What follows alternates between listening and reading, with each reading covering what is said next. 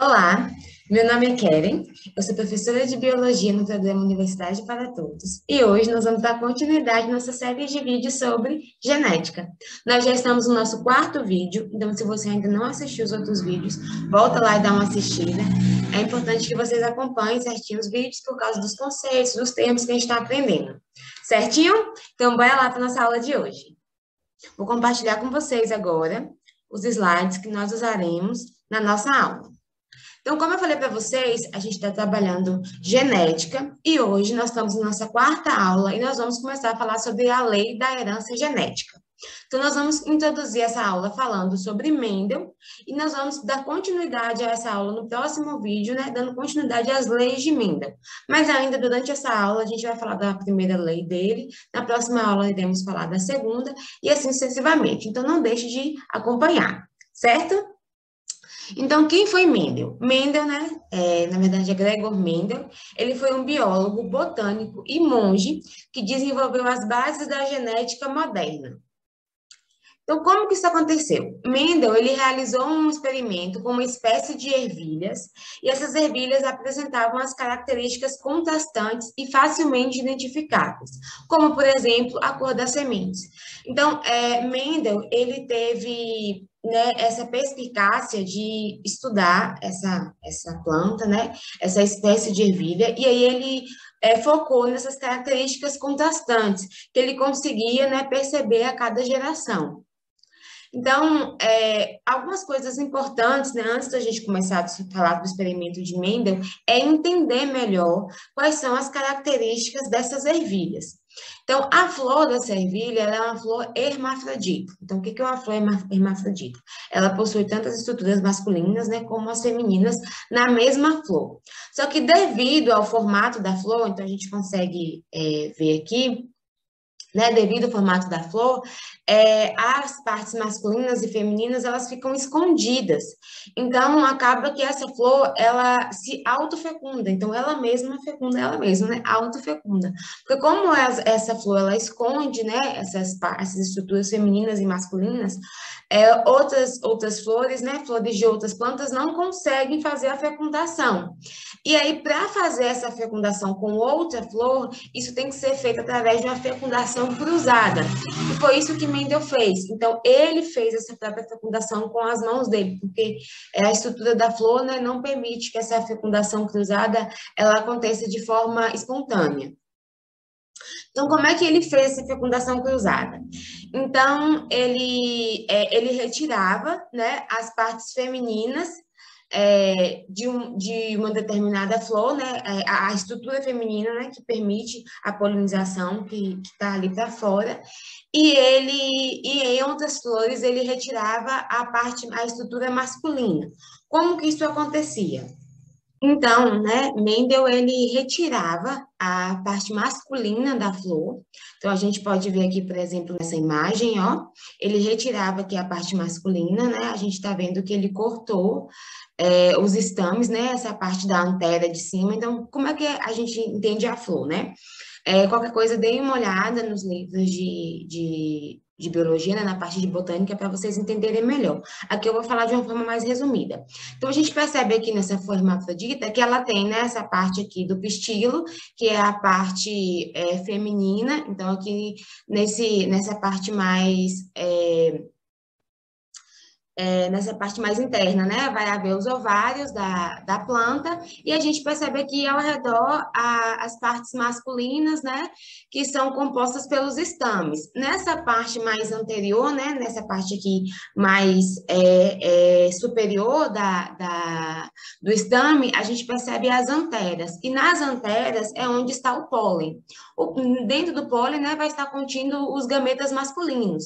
Então, a gente consegue ver que Mendel, ele cortou, né, essa parte aqui das anteras, né, onde se localizava o pólen, e aí, por causa disso, o pólen dessa própria flor, ela não consegue fecundar a parte feminina, porque ele foi cortada. Então, o que ele fazia? Ele ia lá, retirava o pólen de uma outra flor e fecundava uma segunda flor, que não tinha o pólen masculino. certo? Então, essa fecundação cruzada, ela era feita por Mendel, né? Porque, como eu falei para vocês, normalmente essa espécie, ela se autofecunda, né? Como a gente pode ver aqui, né, as partes masculinas e femininas em contato para acontecer a autofecundação, certo?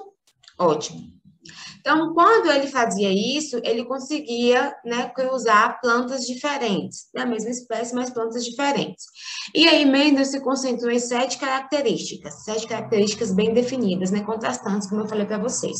Então, cor da semente, né, se era verde ou amarelo, forma da vagem, se era inflada ou sulcada, né, se a gente puxar na memória a ervilha, né, ela vem dentro de uma vagem, né, a semente, ela vem dentro de uma vagem. Forma de casca da semente, lisa ou rugosa, estatura da planta, baixa ou alta, dentre outras. E aí ele denominou essas gerações, né, de acordo com as características que ele foi percebendo. Então, primeiro, ele cruzava uma geração parental. O que era uma geração parental? Uma geração parental era uma geração chamada de pura. São plantas que se autofecundaram, né? E após, né, várias autofecundações, ele percebeu que essas plantas produziam plantas com características semelhantes. Então, ela se autofecundava, perdão, e após a autofecundação, né, ela produzia plantas puras, igualzinha a ela. Então, ele chamou essas plantas de pura, de geração parental, e aí ele foi lá e cruzou, através da fecundação cruzada, essas plantas entre si. Então, nesse exemplo aqui, ele pegou uma planta, né, que se autofecundou, uma planta pura, que dava descendentes iguaizinhas a ela, de semente amarela, e plantas com essa mesma característica, né, de sementes verdes, e fez a fecundação cruzada entre elas. A geração posterior a essa geração parental, né, a descendência direta dessa geração parental, ele chamou de geração F1. E aí ele percebeu que todas as plantas dessa geração F1 nasciam, né, davam sementes de cor amarela. E aí ele pegou essa geração F1 e ele deixou, né, que acontecesse a autofecundação. A autofecundação dessa geração F1 foi chamada de geração F2. Então, a descendência dessa autofecundação da geração F1 foi chamada de geração F2.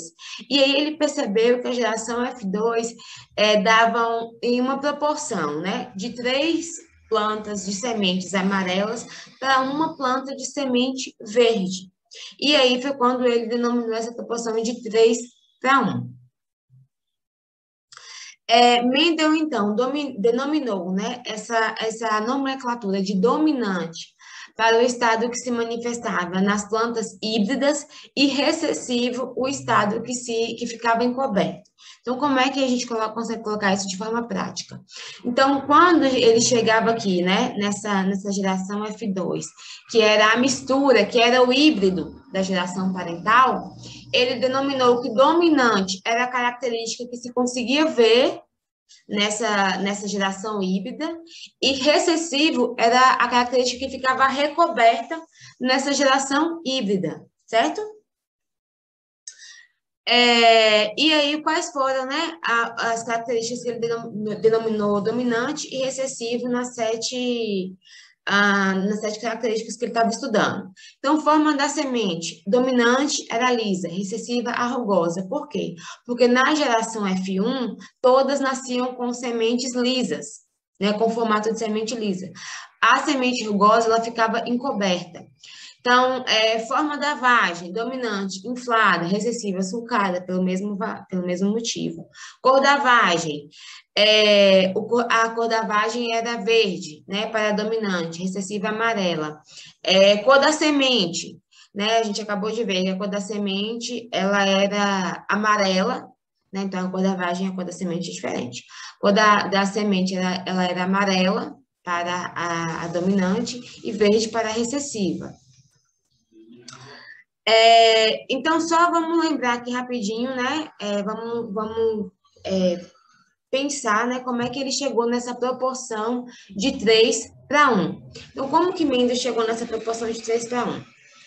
Foi aí que ele elaborou algumas leis. E a primeira lei dele é chamada de lei da separação ou lei da segregação dos fatores. Então, como que Mendel chegou a isso? Ele determinou o seguinte nessa primeira lei. Cada característica hereditária, ela é determinada por dois fatores. Um herdado do genitor materno e um herdado do genitor paterno.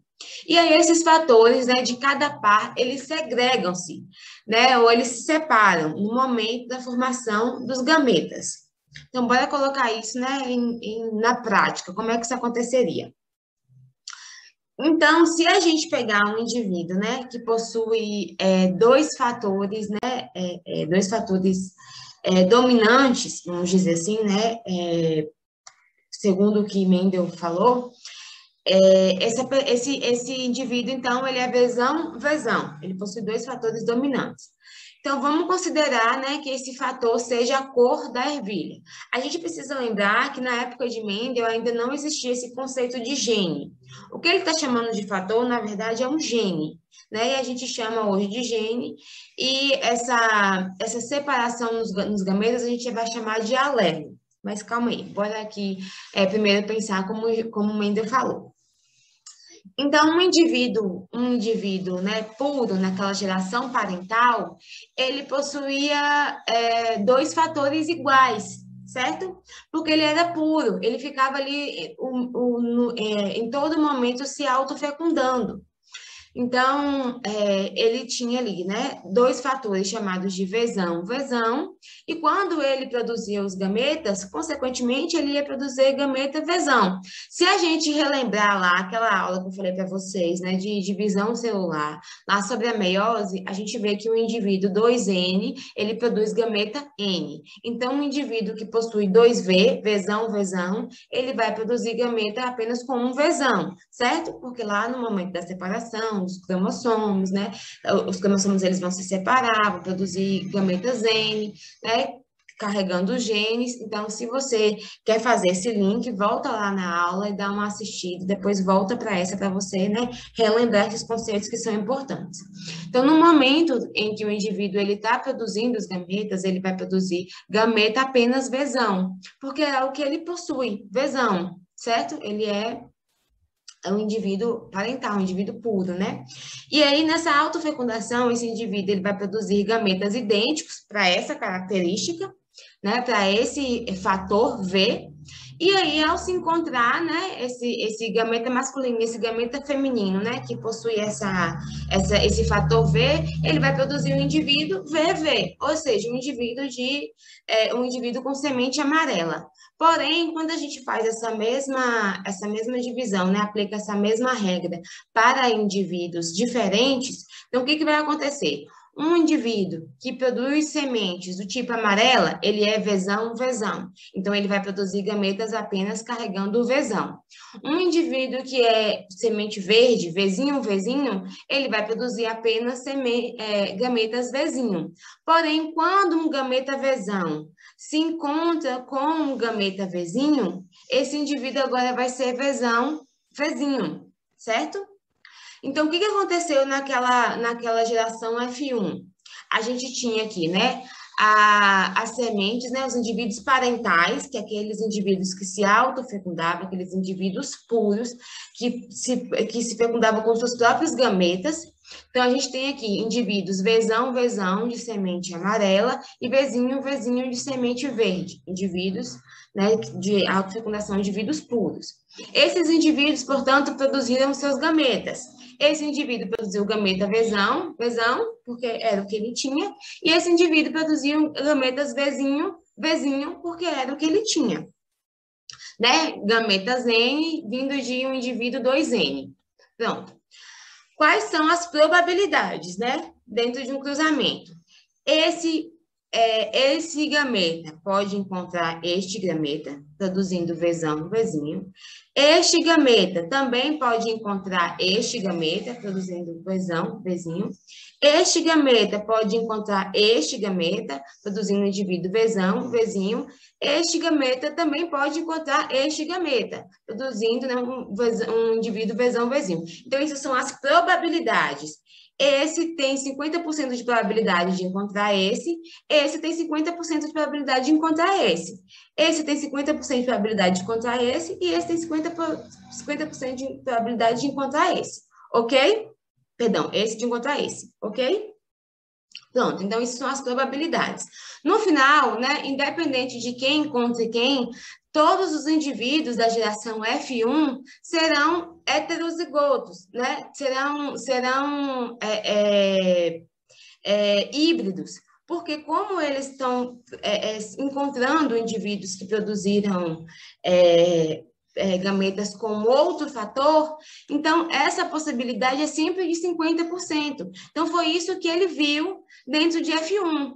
Todo mundo de F1 agora era híbrido. Deixa eu voltar aqui para vocês verem, certo?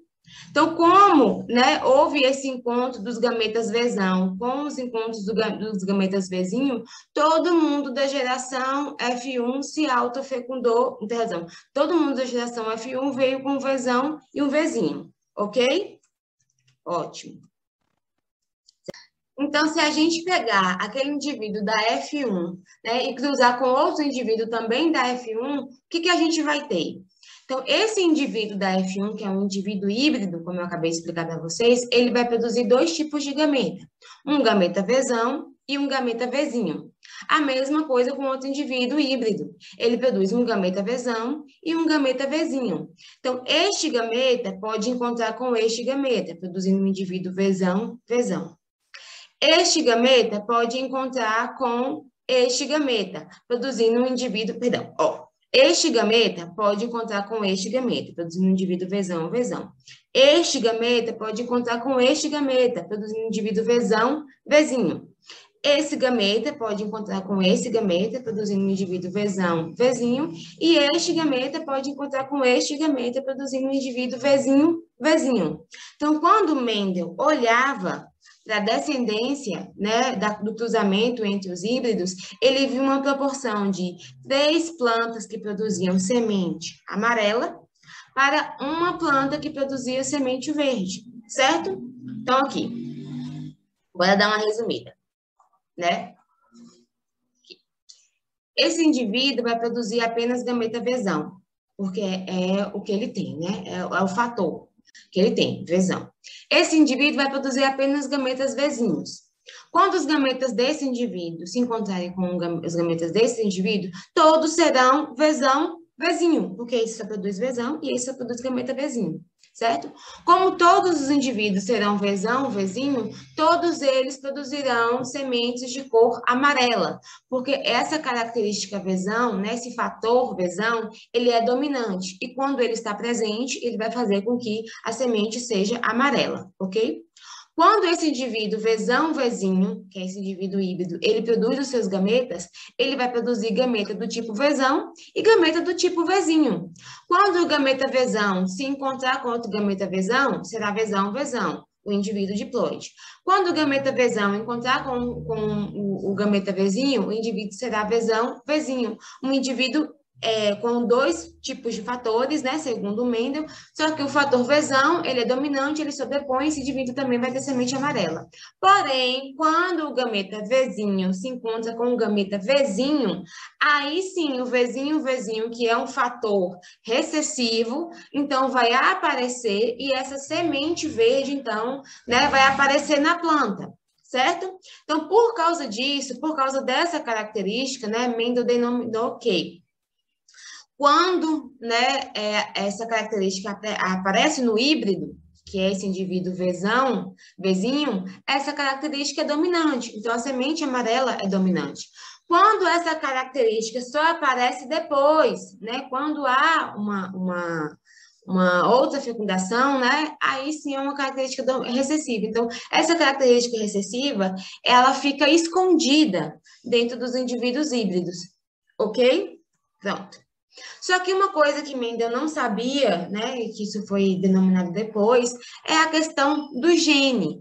Então, nós dizemos, né, que quando o indivíduo, né, ele possui ali uma característica, um conjunto, né, de genes, né, um conjunto de informações genéticas, a gente denomina isso de genótipo. E aquilo que é resultado desse genótipo, né, nós denominamos de fenótipo. Muitas vezes nós podemos confundir essa ideia de fenótipo com aquilo que a gente consegue ver. Só que nem sempre. Características bioquímicas, por exemplo, que nós não conseguimos ver, também é denominado de fenótipo. Então, um indivíduo que tem diabetes, por exemplo, né, a diabetes é denominada fenótipo, mas que a gente não consiga ver. Então, o fenótipo nada mais é do que o resultado do genótipo, certo? O resultado do conjunto de genes que esse indivíduo tem. Então, quando a gente olha para a proporção, né, de matemática que Mendel calculou, a gente tem aqui, então, 25% de indivíduos vezão, quando há um cruzamento, né, entre dois indivíduos híbridos, 25% de vezão vezinho, 25% de vezão vezinho, 25 mais 25, 50%. E 25% de vezinho vezinho. Então, a proporção de Mendel é 25% de vezão 50% de vezão vezinho e 25% de vezinho vezinho. Ou seja, dá um quarto, meio e um quarto, ok? Só que isso Mendel não sabia, porque a gente ainda não tinha, né, tudo que a gente conhece hoje sobre genótipo, sobre gene. Porém, o fenótipo que Mendel via era 3 indivíduos que produziam semente amarela para um indivíduo que produzia semente verde. Então, genótipo e fenótipo são coisas diferentes, certo? E o que Mendel conseguia ver naquela época era o fenótipo. Então, quando cair na questão, né, genótipo e fenótipo, lembre dessa questão. E lembre também que né, dessa proporção que eu estou falando para vocês com relação a genótipo. Então, 25%, né, de genes, de alelos iguais, 25% de vezão e 25% de vezinho, e 50%, né, de alelos diferentes, quando a gente fala de cruzamento entre heterozigoto, né, entre híbrido, ok? Então, antes de terminar o vídeo, vamos só esclarecer uma coisa, né, para os próximos vídeos a gente entender melhor. O que eram esses fatores que Mendel falava? Esses fatores, na verdade, eram os genes. Então, na aplicação da lei de Mendel, um gene produz uma característica. Então, esse gene aqui é o gene responsável pela cor da semente. Gene da cor da semente. E dentro desse gene da cor da semente, nós vemos 2 alelos. O alelo vezão e o alelo vezinho. O alelo vezão é o alelo dominante. Quando ele está presente, a cor da semente será amarela. E o alelo vezinho é o alelo recessivo. Ele só vai, né, mostrar a sua cor quando tiver 2 alelos recessivos, então quando tiver 2 vezinhos. Enquanto tiver a presença de um alelo vezão, a semente vai ser amarela. Então, esse fator para Mendel era gene, e isso que a gente vê, essa distribuição aqui, isso é a distribuição dos alelos, ok? Pronto. Gente, mas toda característica vai seguir essa distribuição de Mendel? Não. Nem toda característica, ela é apenas um gene responsável por ela. A gente vai ver, né, que existem, sim, né, genes que a gente chama de herança mendeliana, que é um gene para uma característica, né, mas a gente também vai ver que existem algumas características que fogem dessas leis de Mendel, né, que há variações nessas leis de Mendel. Então, toda vez que vocês estudarem essa denominação, né, aí é uma herança mendeliana, é porque essas leis de Mendel se aplicam para essa herança, né, um gene, os alelos se separam, não. Quando existirem outros tipos de herança, né, que a lei de Mendel não se aplica, aí não vai ser uma herança não mendeliana. Mas eu vou explicar para vocês melhor isso lá na frente. Certinho? Então, hoje a gente termina a primeira lei de Mendel. No próximo vídeo, nós iremos falar sobre a segunda lei de Mendel. Ok? Então, é isso. Nos siga nas nossas redes sociais, né? Entre no site da UESC, baixe o módulo para você dar continuidade ao assunto que nós estamos vendo aqui. Qualquer dúvida, deixe nos comentários, mas também pegue os outros vídeos para vocês entenderem melhor os conceitos que nós vimos até aqui. Ok? Tchauzinho, espero vocês no próximo vídeo.